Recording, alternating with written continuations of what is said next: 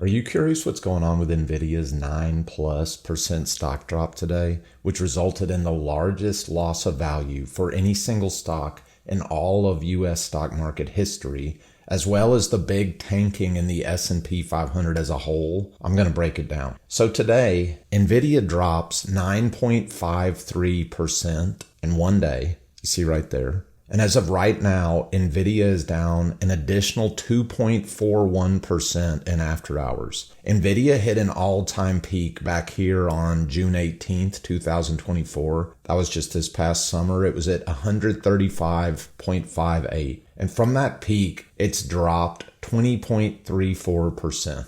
Even from Nvidia's more recent peak 2 weeks ago at $130, which is right here, August 19th, it has also dropped 16.92% from there. I actually pointed out some of the warning signs for Nvidia in my last video I put out on August 13th. So be sure to subscribe to catch the latest up-to-date analysis in the near future as I post it. Okay, so in addition to Nvidia, the S&P 500 today dropped 2.12%. Single day. The S&P is sitting a little bit better off than Nvidia, as like you look back here, it's July 16th was the S&P's peak at 5667.2. From that level, the S&P is currently only down about 2.44%. So what's going on with all this? Almost all of this is being driven by some bigger market-wide events that I'm about to get into in just a second. But specific to Nvidia, we've got two key issues that I see here. One is a bigger concern that started with Nvidia beating consensus earnings by a smaller margin for the most recent Q2 2025, which was reported 6 days ago on August 28th, 2024. Despite the fact that Nvidia reported solid revenue, as you can see here, they reported 122% growth in revenue year over year. But when we look at the consensus estimates of the analysts versus what was achieved, going back, their calendar's a little different. You notice the most recent reported numbers are Q2 2025. So going back 3 quarters before the most recent, we're at Q3 2024. The estimate at that time was 34 cents. They achieved an actual earnings per share of 40 cents, which was a surprise of 6 cents. So that was a 17.6% beat, the 6 cents. Next, the estimate was 46. They hit 52. That was a 6-cent surprise, which was a little less for a 13% beat. Next, in Q1 2025, the consensus was 56. They hit 61, which was 5 cents, which was only an 8.9% beat. So we're starting to see this consistent trend of decreasing beats. 17.6 here, 13% there,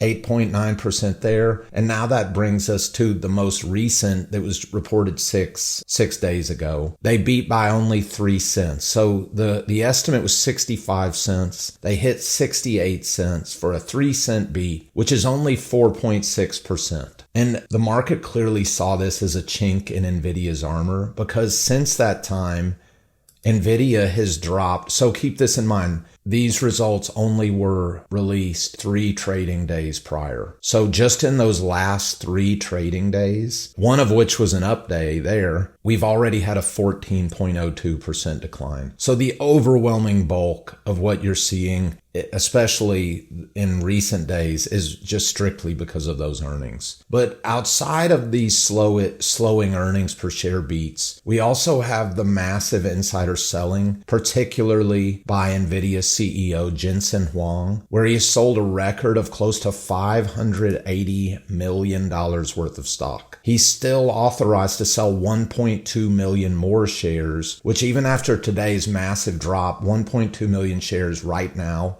would be worth about 129.6 million. So close to 130 million more dollars worth of shares. He managed to sell most of his shares prior to that peak in July. These two developments being the decreasing beat on the analyst estimates, and then also just this massive insider selling, have spooked investors a bit.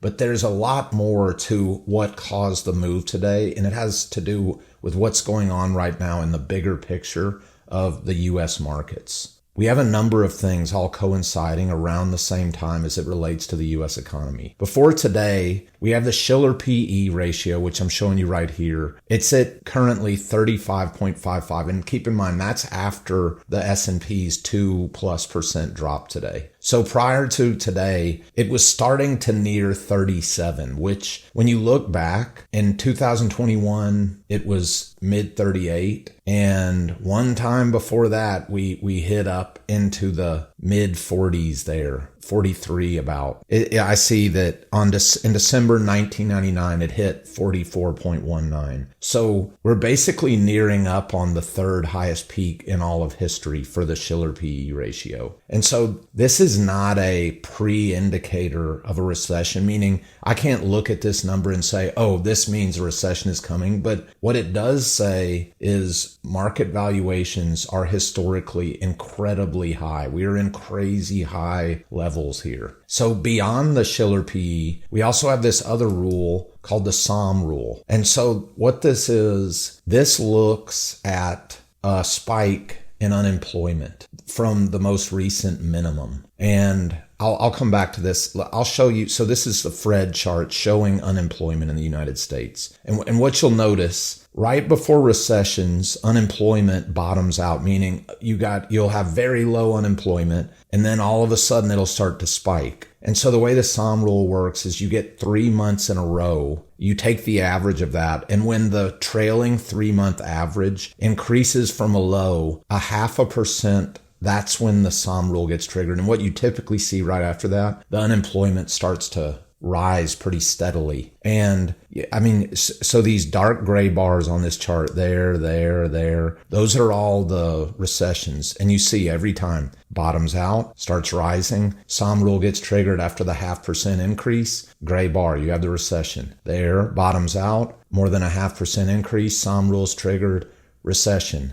And so this is the actual breakdown of all of these. This is saying after you get a SOM rule trigger, when does the recession start relative to that trigger? And what we see for every single one of these cases where the SOM rule got triggered previously, going all the way back to November 1953, every single time, the recession had already started, usually 1 to a few months previous to the SOM rule getting triggered.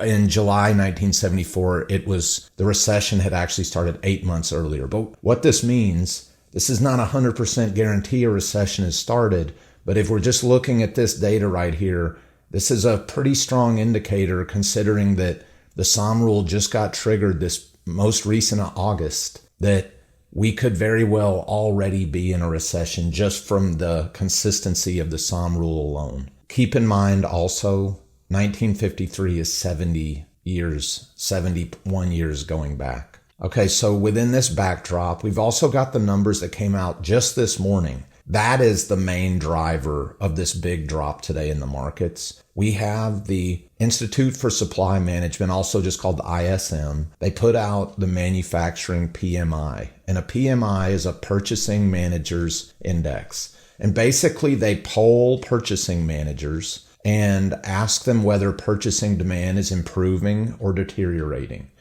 And the number that got released today was 47.2%. Simply put, what'll end up happening, if you've got the exact same number of people saying it's increasing and the same number saying it's deteriorating, you'll get a score of 50. So 50 just is like a flatline score. 100 would mean it's just going fantastically. No one's reporting deterioration. And a 0 would mean everyone's reporting deterioration. But ultimately, anything even a little bit less than 50 is a sign of deteriorating conditions, and anything even a little bit greater than 50 is improving conditions. And with all that said, this is the thing that stands out to me the most. So the number was 47.2, so that means we have deteriorating PMI.